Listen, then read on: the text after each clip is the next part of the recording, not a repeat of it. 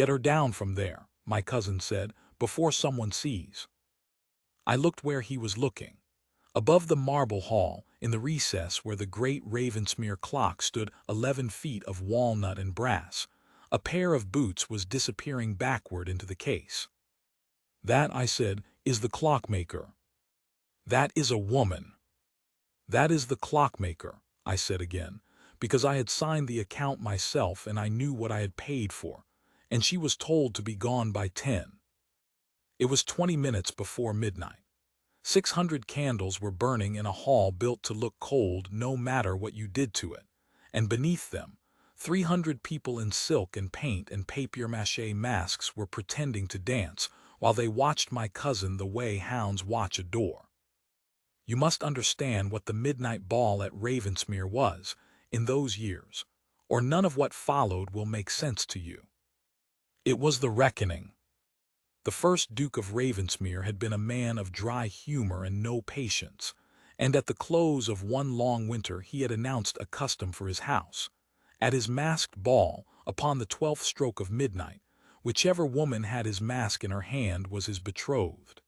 He said it, they tell us, as a joke, to end the hounding of 100 mothers. And then, this is the part the county never let go of. He had married the woman who unmasked him, and he had loved her past all reason for 31 years, and buried her, and never taken another. After that the joke was not a joke. It was a reckoning. Ravensmere men had married by it for 80 years. A cousin of mine in the last generation had been unmasked by a widow with 3,000 a year and a squint, and had gone to the altar without one word of complaint because you did not complain. You had held the ball, and the hour had answered you.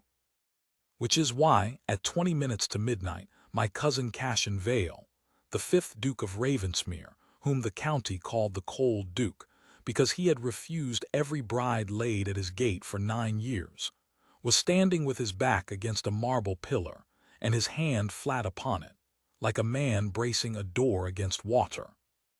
"Gideon," he said. "Your Grace, how many are there?" I did not need to count. 40-odd by my reckoning, who have maneuvered within reach of you in the last half hour.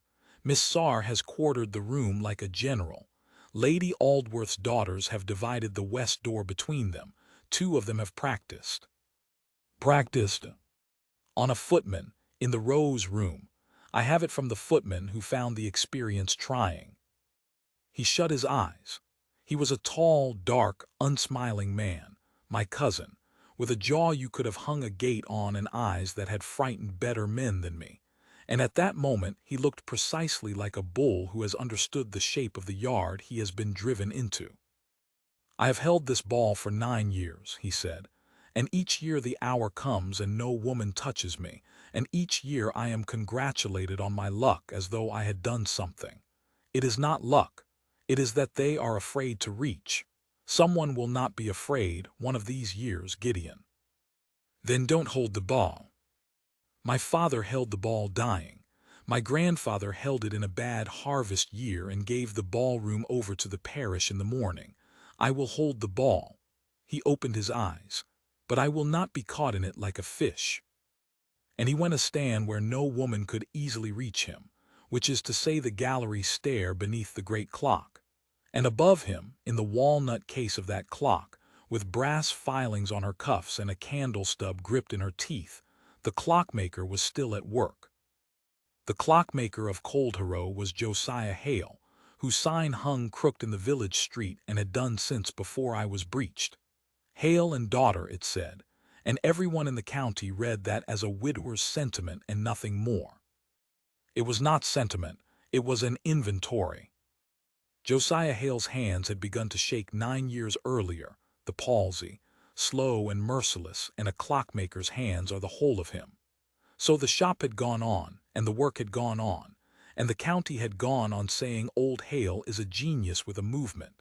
And the truth, which the county did not want and would not have believed, was that for 9 years the fine work had been done by his daughter. Prudence Hale was 24 years old. She was small and brown-haired, and her hands were the steadiest hands I have ever seen on any living creature. She wore a gray dress on Sundays and a gray dress on Mondays, and it was the same gray dress. She had never in her life been to a ball, or wanted to be, and if you had told her she would be at the center of one before the night was out, she would have looked at you with the particular flat patience she kept for men who were about to be wrong. She had come up to the hall at 4 in the afternoon, because the Ravensmere clock was fast. Not much. 4 minutes in the day, a little more in the cold. It had been fast, the housekeeper said, as long as anyone remembered. The household set its own watches by it and lived 4 minutes ahead of England and thought nothing of it. But my cousin was a man for whom a thing that was wrong, and I had written to Coldharrow that autumn. And so Prudence Hale had spent 6 hours inside a clock, while a hall was hung with hothouse roses beneath her. She had been told to be finished by 10. At 10 she had found the reason the clock was fast, and it was not the reason anyone had supposed, and it had stopped her breath in her throat, and she had done what any craftsman does when a mystery opens under her hands. She had stayed.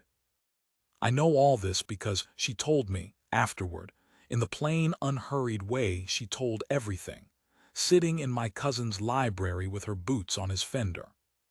She said there was a note. But that comes later.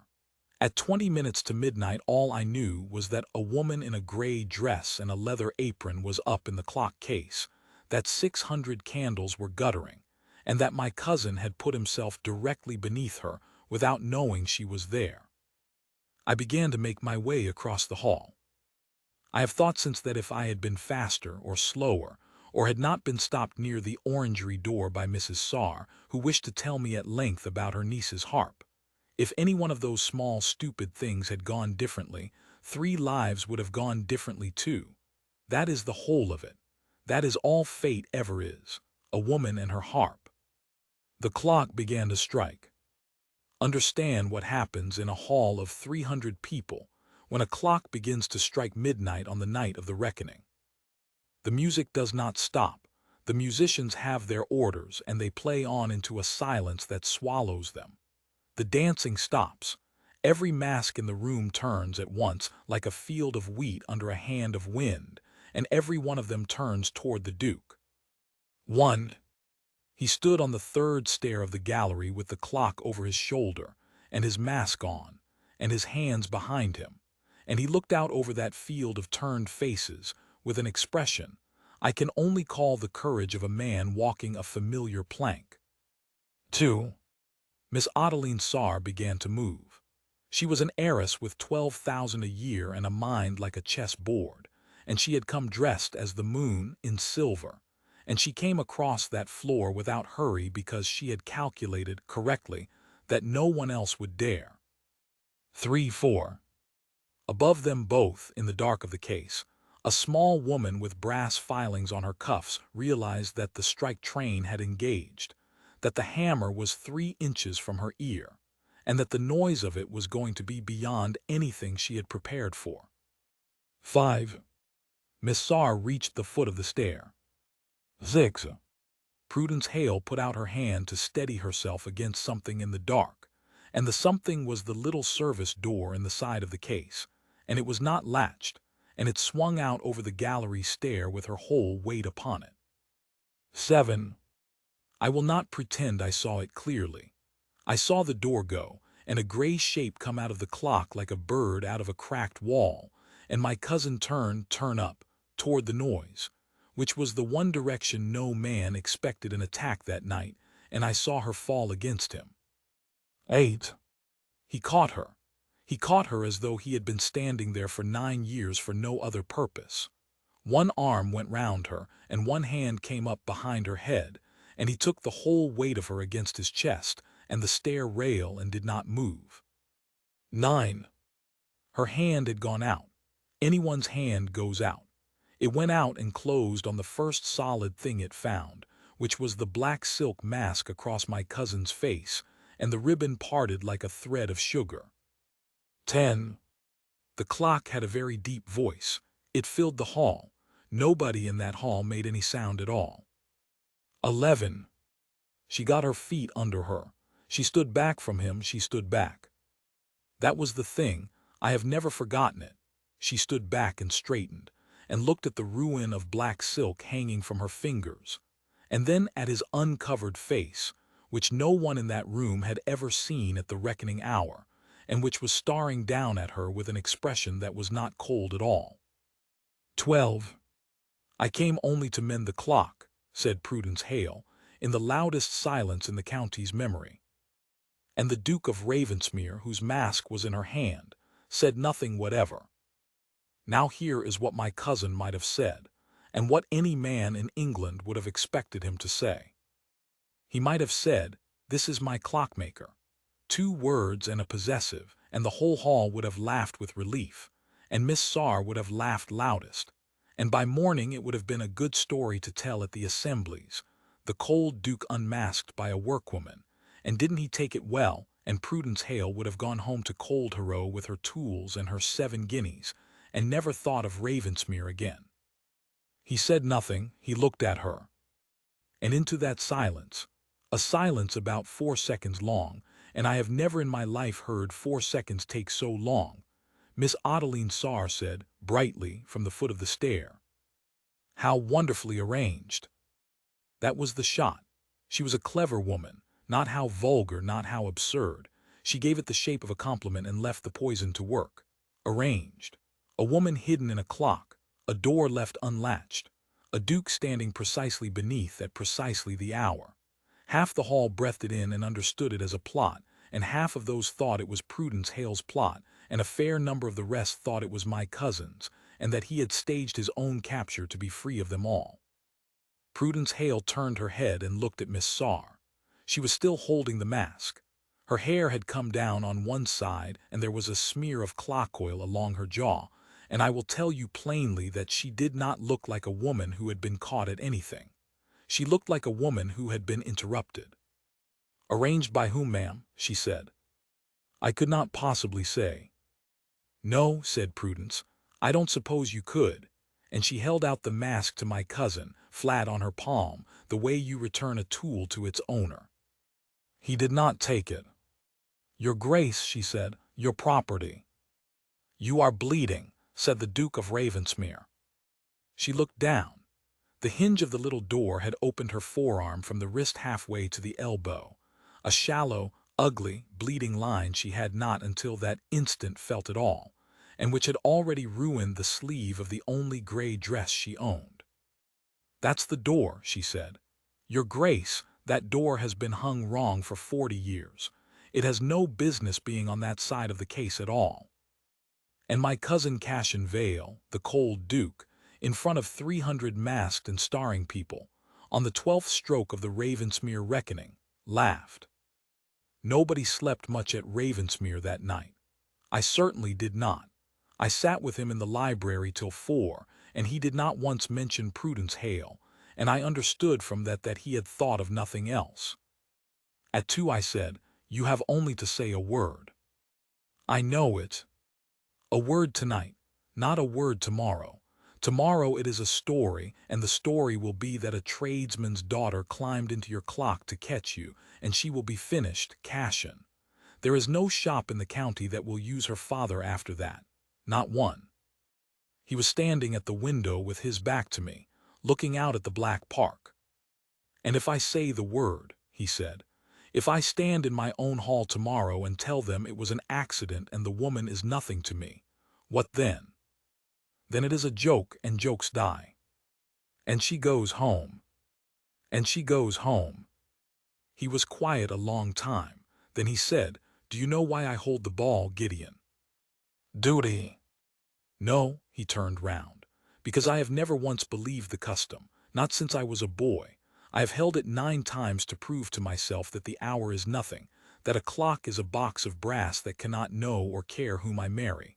9 years I have stood under that clock and been right." He looked at his own hand, oddly, as though it belonged to someone whose judgment he did not trust. "And tonight it opened and put a woman into my arms. Cassian, I know precisely how absurd it is." "Then say the word." "I will say it," said my cousin, "when I am able," and he went to bed. And he did not say it in the morning, and he did not say it that week, and by then it was too late, and I think I have always thought that he knew that when he chose. The following Tuesday, Prudence Hale came back to Ravensmere.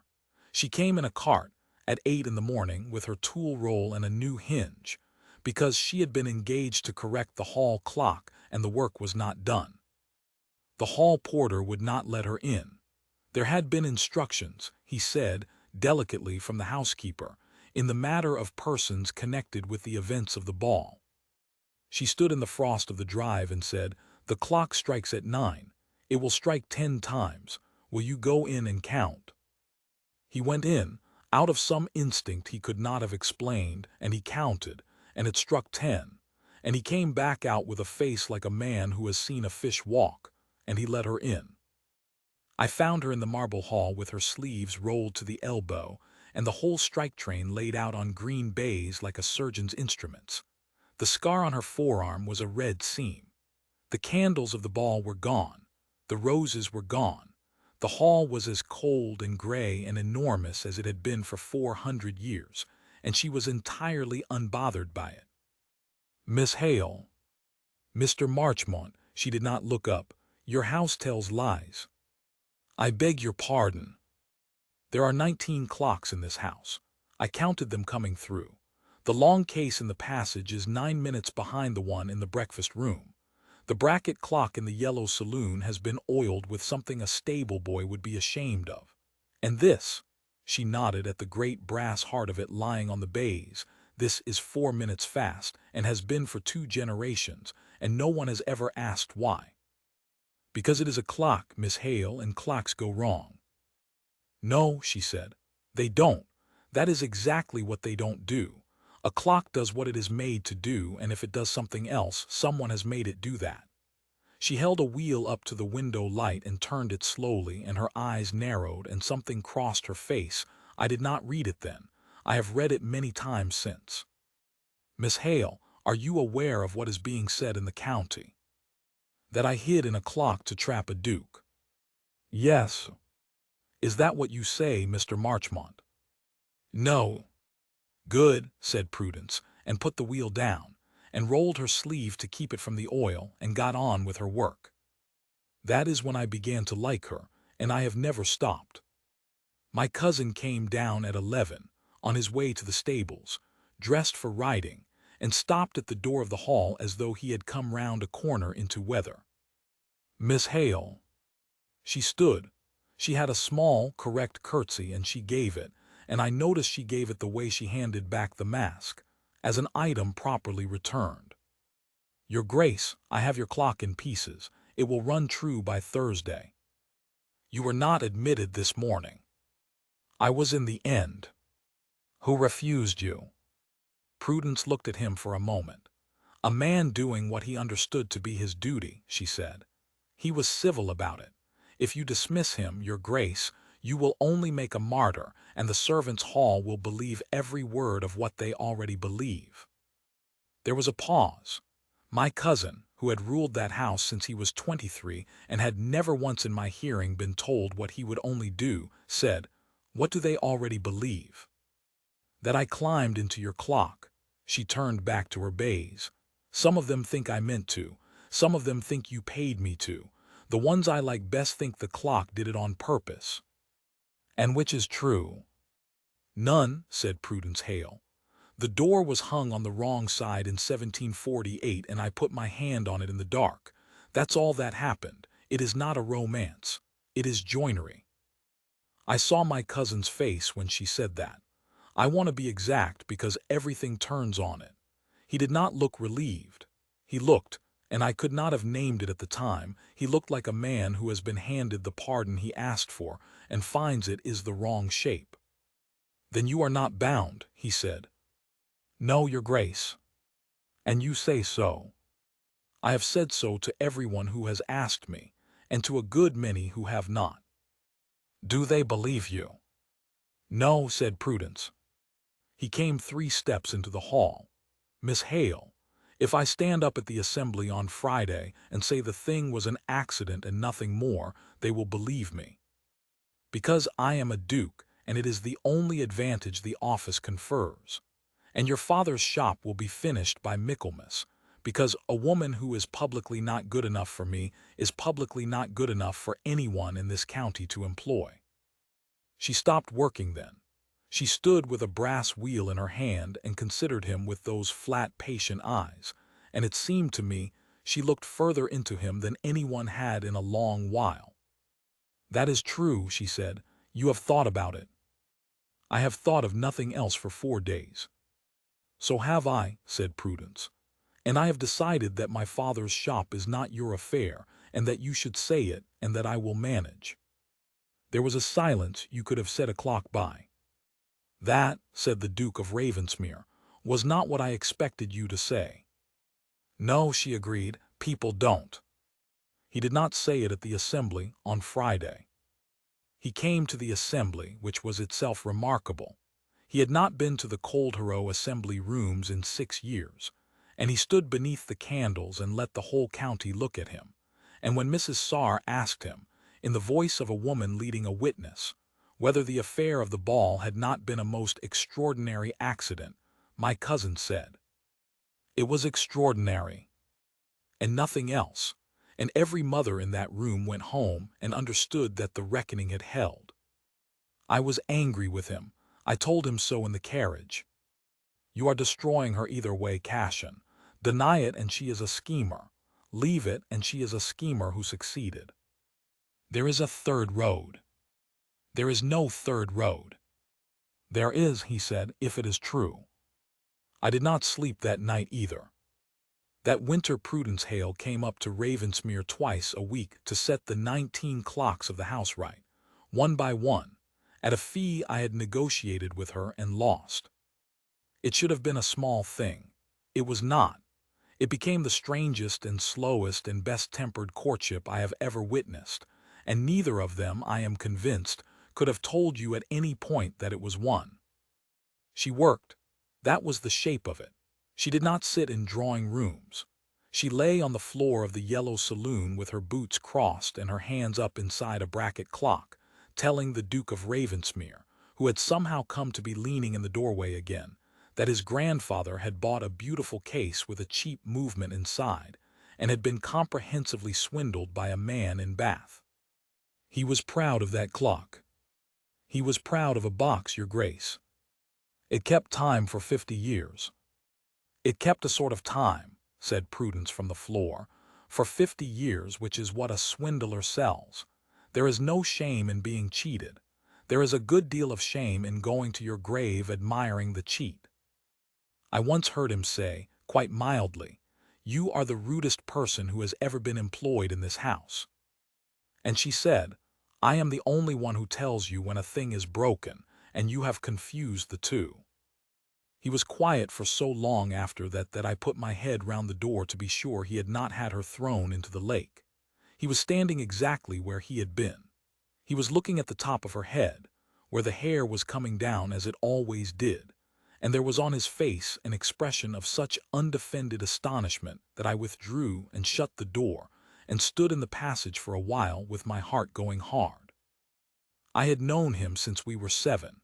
I had watched him bury a father who had married for money and made a hell of it, and I had watched him refuse 9 years of women who came to him the way buyers come to a horse. I had told myself he was cold. I had helped the county tell itself he was cold. He was not cold. He had simply never once been seen, and it had frozen him, and now a clockmaker's daughter with oil on her jaw was looking at him twice a week and telling him plainly when he was wrong, and the ice was going out of the man like the ice goes out of a river in March, all at once, with a noise, and dangerously. Miss Adeline Sarr was not idle. She was, I should say, not a wicked woman. She was a woman with 12,000 a year and no employment for her intelligence, and she had wanted to be Duchess of Ravensmere with a whole heart, and she had been beaten by a service door. In her place, I might have been worse. What she did was patient, and it was clever. She went to Coldest. She found the carter who had brought Prudence Hale up on the day of the ball, and asked him at what hour he was to have fetched her back, and the man said honestly that no hour had been named. She found the housekeeper's undermaid who had gone to the hall at 10 to see the clockmaker out, and the girl said honestly that she had knocked and had heard nothing and had assumed the woman gone. Item, the clockmaker was engaged to be finished at 10. Item, she was not gone at 10. Item, no cart was ordered. Item, on the 12th stroke she was in the Duke's arms. You may lay 4 true things end to end and build a lie out of them, and a great many people cannot tell the difference. By February, the story had a shape, and the shape had spread as far as London. It was said that Old Hale's daughter had hidden herself 6 hours in a clock. It was said the Duke had known. It was said the Duke had not known and had been snared, and that a great house was to go to a woman who smelt of machine oil. And in the last week of February, a paragraph appeared in a London paper, no names, only a northern duke and a tradesman's daughter and a certain ancient custom, and Josiah Hale, who was 71 and could not hold a spoon, read it aloud to his daughter at their supper table with a hand that shook so badly he twice lost his place. Then he said, "Prue, what have you done?" She told me that afterward. She told it in the same flat voice she used for everything, and it was only when she reached that question that the voice failed. "Nothing," she said. "I told him nothing. I sat there and let him ask me it." She came to Ravensmere on the 1st of March and asked for the Duke, and was shown up to the library, and I was there, and I have never wanted so much to leave a room. She had a paper in her hand, not the newspaper, something older, a scrap the length of my finger, brown as tea, folded once. "Your Grace," she said, "I finished the hall clock in November. I have been coming here since November for no reason but that you have gone on paying me, and I have gone on taking it, and that is the whole of what I have to be ashamed of, and I am ashamed of it." Cashin had risen. "Miss Hale, let me get through it." She was very white. "I am going to release you, not at an assembly where it would look like modesty. Here, before Mr. Marchmont, who is honest and will say what he saw, and then I am going to give you a thing I found in your clock, and after that you may do whatever you think right, and I will not blame you for any of it." "I have not asked to be released." "You have not asked for anything," said Prudence, and her voice broke on it once and steadied. "That is the trouble, Your Grace. You have stood in doorways all winter and let the county build a house around us both, and every stone of it was laid by other people. I will not be a duchess by accident. I would rather go back to Coldharrow and mend church clocks for 40 years and know exactly why I was doing it." There was a silence. "What did you find in my clock?" said the Duke. She held out the paper. He unfolded it. I watched his face, and I saw it go absolutely still, in the way that a face goes still when it has been struck and has not yet decided how much it hurts. Then he handed it to me, and I read it, and I am going to set it down exactly as it was, in a workman's hand, scratched in ink on the back of a bill. "Run her 4 minutes fast by his Grace's order, so the hour shall fall where he wishes it. God forgive us both. E. Quainton, clockmaker, this 9th day of December 1748. Let me tell you what that scrap of paper meant, because it took me a full minute to understand it, and my cousin had understood it in a breath. The first Duke of Ravensmere had rigged his own clock. He had invented a custom to be free of his hunters, and then he had loved a woman, a poor widow, the parish books tell us, with nothing to bring him but herself, and he could not ask for her, because a duke who marries a beggar makes his wife a scandal for life. So he had paid his clockmaker to run the movement 4 minutes fast. 4 minutes. Long enough that the strike would begin while the room still thought it had time. Long enough that the maneuvering women would be caught mid-maneuver, and the woman he had placed, quietly, near the gallery stair, would be nearest when the 12th stroke fell. And it had worked, and he had married her and loved her 31 years, and no one had ever known that the hour had been bought. And for 80 years afterward his sons and his grandsons had stood beneath that clock believing the hour was fate, believing it so entirely that the whole county believed it too, and every one of them had been standing beneath a lie their ancestor had paid 4 guineas for. The clock had run fast for 2 generations, because a man in love had cheated at his own game. "Miss Hale," I said, I could hear my own voice from a distance. "When did you find this?" "On the night of the ball," said Prudence. "At 10 o'clock. It was folded inside the false back of the case. That is why I did not leave at 10. That is why I was still inside it at midnight. I had just understood what it meant, and I was sitting in the dark with it in my hand, and I could not have got down that stair if the house had been burning." I said stupidly, "You have had it since?" "4 months, yes." "Why did you not produce it? Miss Hale, this is the whole answer. This ends the custom. It ends the story. Publish this and there is no reckoning. There never was a reckoning. You were never bound, and neither was he." "I know what it does," said Prudence Hale. And she looked at my cousin, and it was the only time in her life, I think, that she let anybody see all the way down. "It frees you," she said. "That is what it does. And I have carried it in my pocket since November, and every week I came up here and set your clocks and let you stand in the doorway and talk to me, and I did not give it to you, because as long as the county believed the hour had chosen me, you had a reason to let me in this house, and I wanted." She stopped. "I wanted to be let in," said Prudence. "So there is the truth about the schemer, your grace. Miss Sarr was right after all, only about the wrong 4 minutes." My cousin crossed the room. "I would give a great deal to be able to tell you he said something splendid. He did not. He was, in the end, not a man of words at all. That was the difficulty with him, and it had cost him 9 years. He took the paper out of my hand. He held it up between 2 fingers, and he said, 'This is my property. It is your ancestors' confession, your grace. Then I may do as I like with it.' You may." And he went to the fire, and he stood there, and he did not put it in. He looked at it a long moment, and then he folded it once along its old fold, and he put it into his breast pocket, and he said, "Come with me." He took us to the marble hall.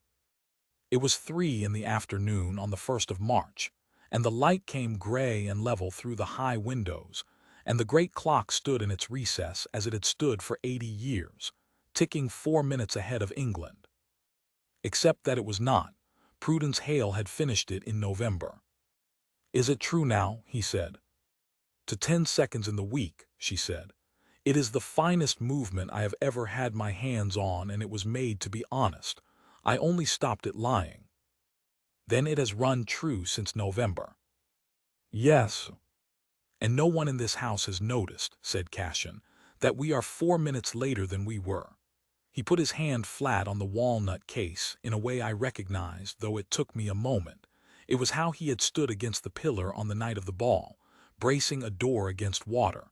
"Miss Hale, on the night of the ball, did you intend to be beneath me when the hour struck?" "No." "Did you intend to unmask me?" "No." "Did anybody arrange it? Myself, Marchmont, Miss Sarr, your father, God, or the first Duke of Ravensmere?" "No," said Prudence. "The door was hung on the wrong side, and I put my hand upon it in the dark. That is all that happened. I have said so from the first hour, and I have never once been believed." "I believed you," said my cousin, "in the first hour." She did not move. "That is what I have been unable to say," he said, "and it has taken me 4 months to find the way, and I am not a clever man, whatever they tell you. Miss Hale, if I had denied the thing at the assembly, I would have been telling the truth, and you would have been ruined by the truth, and that is a kind of arithmetic I cannot do. And if I had let the county marry me to you by custom, then you would have been my wife by an accident of joinery, and every day of your life some woman in a silver gown would have said how wonderfully arranged, and you would have had to bear it, and you would have borne it because you bear things. I have watched you bear things all winter. You bear them the way a beam bears a roof, without complaint, until you break, and I could not do that to you either." He took out the paper. "So I have waited," he said, "for a third road, and you have just put it into my hand." He reached up and he opened the door of the clock case. Not the little service door with its wrong hinge which Prudence had rehung in November, the great door where the pendulum swung. And he stopped the pendulum with his fingers. The marble hall went perfectly silent. I had not known, until it ceased, how much of that room was made of that sound. "There," said the Duke of Ravensmere, "there is no hour, there is no custom. My great-grandfather bought his happiness for 4 guineas and left the bill for his grandsons to pay, and I have paid it, and it is done." He turned round. "I am not going to ask you anything at midnight, Miss Hale. Midnight has done enough in this family. I am going to send Marchmont out of this hall." "I am not going anywhere," I said. "I am going to send Marchmont out of this hall," said my cousin, "and I am going to ask you at some ordinary hour of no importance whatever, which no one has arranged, and which will mean nothing at all except what we mean by it." Prudence Hale said, in a voice I could barely hear, "The clock is stopped, your grace. There is no hour." "There is a watch in my pocket," said Cashin, "which you regulated in December and which I would trust with my life." And he took it out, and he looked at it, and he held it out on his palm so that she could see the face of it too. It said 11 minutes past 8. "It is wrong," said Prudence, and she was laughing, and the tears were running straight down through the laughing, which is a thing I have seen twice in my life and both times in that hall. "It's your grace. It is 3 in the afternoon. You have not wounded in a fortnight." "Then it is the only clock in England," said my cousin, "that nobody has arranged." And I went out and shut the door and stood in the cold passage of that great cold house, and after a while I found that I was smiling like a fool at a wall. They were married at Coldharrow in June, in the parish church, whose clock Prudence had mended for nothing when she was 19. She wore gray, not the same gray dress. My cousin had, with the only piece of tactics he ever managed in his life, arranged for a gown to be made in the same color, so that she should look like herself and could not object to the cost. She carried nothing. Her father gave her away with both hands closed around her arm to keep them from shaking, and when the vicar asked who gave this woman, Josiah Hale said, "I do," in a voice that took the roof off, and then wept quite openly for the rest of the service, and nobody in that church thought the worse of him. Miss Adeline Sarr came. That surprised the county, and it did not surprise me. She stood in the 5th pew in dark blue, and she watched the whole of it with her chin up, and afterward she went to Prudence in the churchyard and put out her hand and said, "I was wrong, and I was loud, and I am sorry for it." And Prudence, who could have destroyed her with one sentence about a certain paragraph in a London paper, took the hand and said, "You were the only one who thought it was arranged, ma'am. You were nearly right. You had only the year wrong." Adeline Sarr looked at her for a moment. Then she laughed, a real one, startled out of her, and they walked up the churchyard path together, and I do not know to this day what else was said, but they were friends afterward for 30 years, and that was Prudence. The reckoning was never held again. He announced it that autumn, at the Michaelmas dinner, standing at the head of his own table with his wife at the foot of it. He said the custom had been an ancestor's joke, and that his ancestor had cheated at it, and he read out Quainton's confession to a room of 80 gentlemen who did not breathe. He said, "I am told that if I tell you this, the county will laugh at my house."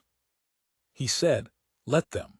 My house has spent 80 years believing that a box of brass could choose better than a man could.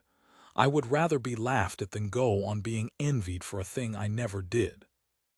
And he sat down, and my new cousin the Duchess of Ravensmere put her hand over his on the cloth, and the county, which is not in the end a cruel animal, only a slow one, began, here and there along that table, to applaud. I am an old man now, and I have outlived nearly everyone in this account. The great clock in the marble hall runs still. She never let it be stopped again after that March afternoon. She said a stopped clock in a house is a coffin standing on end, and she wound it herself every Sunday of her married life.